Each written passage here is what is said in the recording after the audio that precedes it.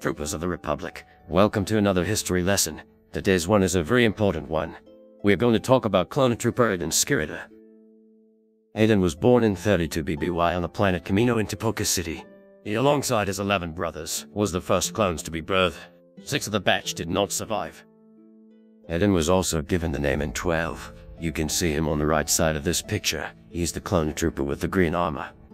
When he reached 2 standard years of age, Aiden and his 5 surviving brothers were given basic flash training by the Kaminoans. This training taught the future ARC troopers, also known as Advanced Recon Commander, to speak fluent Basic and about fundamental word training. Specifically, this word training instructed the boys in how to handle various blaster weapons and also introduced them to simulated war zones complete with live explosives. The battle simulations gave Aiden and the Nulls a fear of thunderstorms when they were little, as the thunder and lightning sounded just like bombs going off. While Aiden and his brothers proved to be physically capable, the Kaminoans' psychological tests revealed that the boys were not up to standard. Their scores were off the charts on the intelligence tests, but they could not match the preferred personality profile the Kaminoans sought. During exercises, they proved to be devious and uncommandable.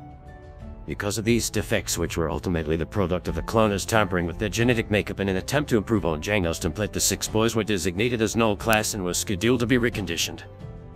In the BBY called SKIRATA, a member of Jango Fett's Kuldar, met with Jango on Kamino, and the two were asked by Arunway to inspect the null arcs and to give their professional opinions.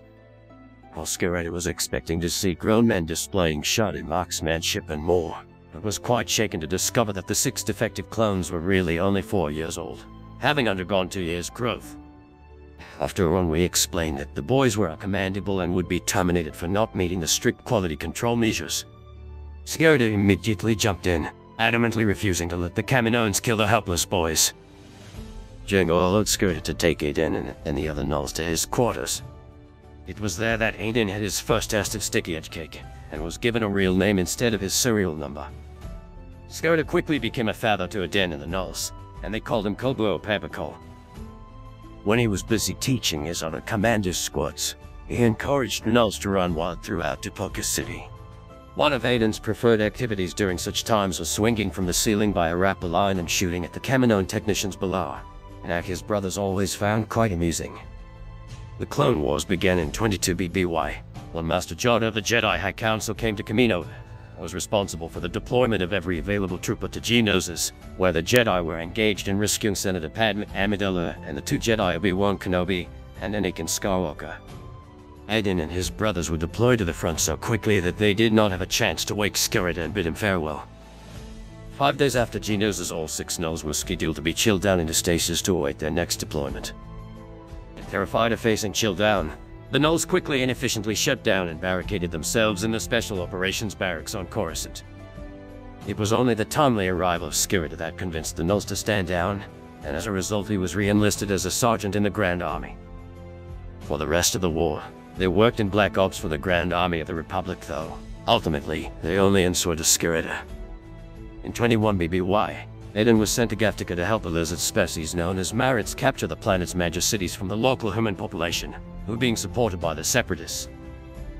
Aiden was sent there to pick up Whistle, an Alpha Advanced Recon Commander who had suddenly gone missed in action, and left off and trained the Marits for the coming invasion.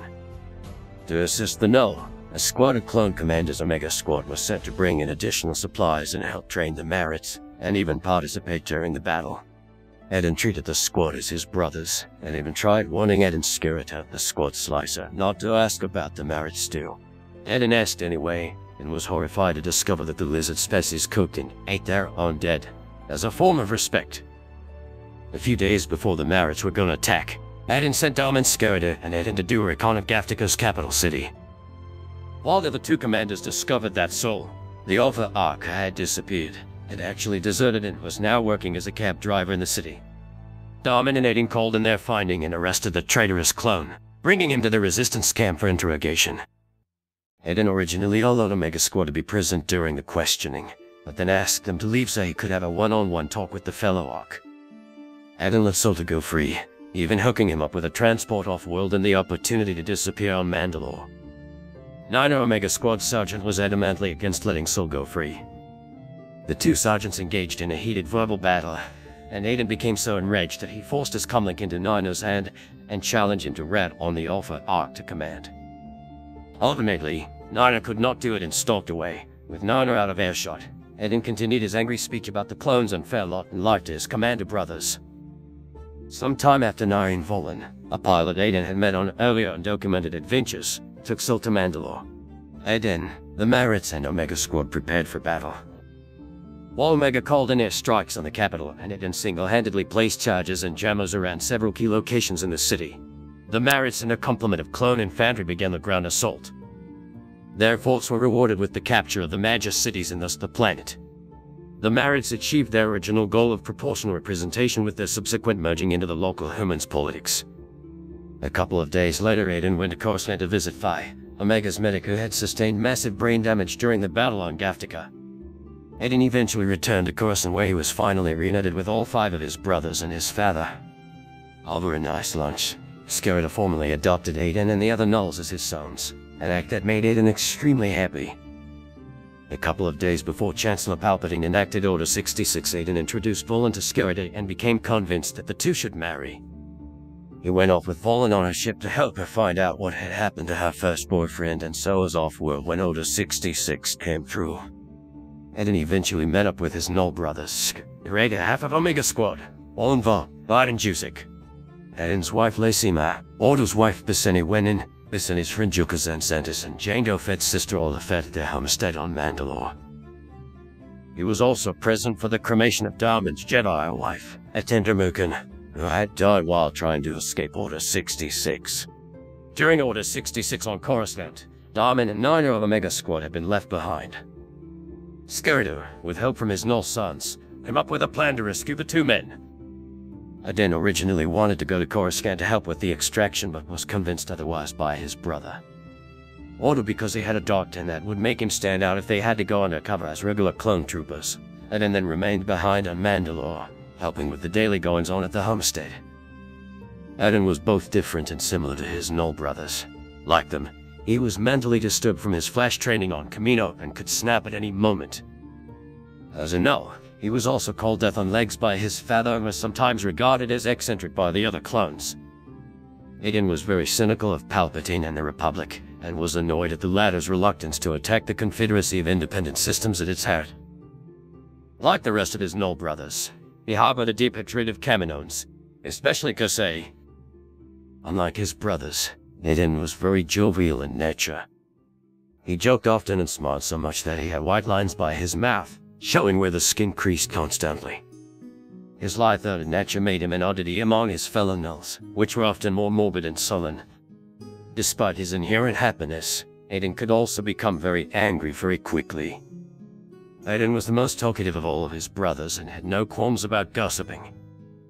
Shortly before the formation of the Galactic Empire, Aiden met and befriended Nair and Volan, who believed clones should have the same rights and lifespans as ordinary beings. SKIRATA desired to give his boys and every god clone a full lifespan, making it his life's mission. His fierce love for his sons made them totally devoted and loyal to him and his plans. In the Clone Wars, Aiden was often separated from his brothers, but he was always at peace when he was finally reunited with his family. In 40 ABY, Boba Fett and Murder met a glove bounty hunter, claimed to be a part of Clan SKIRATA. He did possess a 3-sided knife, which almost certainly was called SKIRATA's. Boba discovered that the bounty hunter was Jang, one of the Nulls from the Clone Wars. Fett realized the trooper would have had to have been 140 years old, due to the clone's advanced aging. However, Odin was able to reverse engineer the aging process, which is why Jang lived to the age of 70. It is possible that Aiden and the rest of brothers, Nulls, and Omega survived to this age as well. Thank you for watching this long history lesson. I hope you liked it. Commander Build over.